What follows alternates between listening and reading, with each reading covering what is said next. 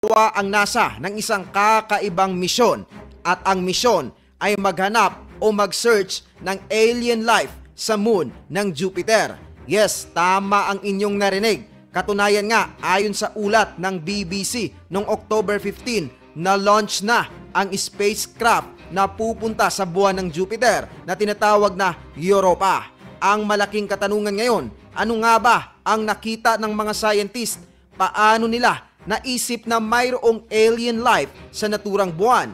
Well, gusto mong malaman ang buong kwento? Tara, pag-usapan natin yan. Ang Europa ay isa sa mga 4 na pangunahing buwan ng Jupiter na tinatawag na Galilean moons. Kasama ang Io, Ganymedes at Callisto. Ang Europa ay sobrang natatangi dahil sa mga kakaibang katangian nito na maaaring nagpapahiwatig na mayroon itong life forms. Ang ibabaw kasi ng Europa ay natatakpan ng makinis na yelo na halos wala ng crater na nagpapakita ng patuloy ng pagbabagong nangyayari dito.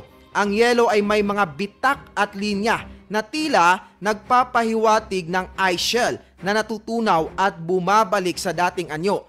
Ang pinaka nakakapanabik na katangian ng Europa ay ang posibleng pagkakaroon ng malawak na karagatan sa ilalim ng yelo nito.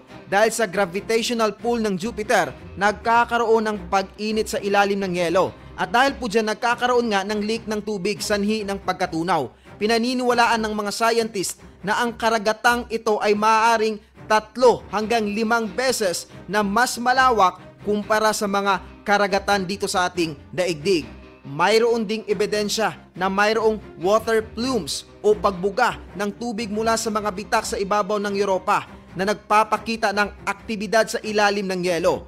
Ang pagbubugang ito ay maaaring makatulong sa mga scientist na makakuha ng impormasyon tungkol sa mga sangkap ng tubig sa ilalim ng yelo nang hindi kinakailangang maghukay. Bagamat manipis at halos hindi napapansin, may kakaunting atmosphere ang Europa na gawa sa oxygen molecules na nanggagaling mula sa paghiwalay ng tubig sa ibabaw ng yelo dahil sa sikat ng araw.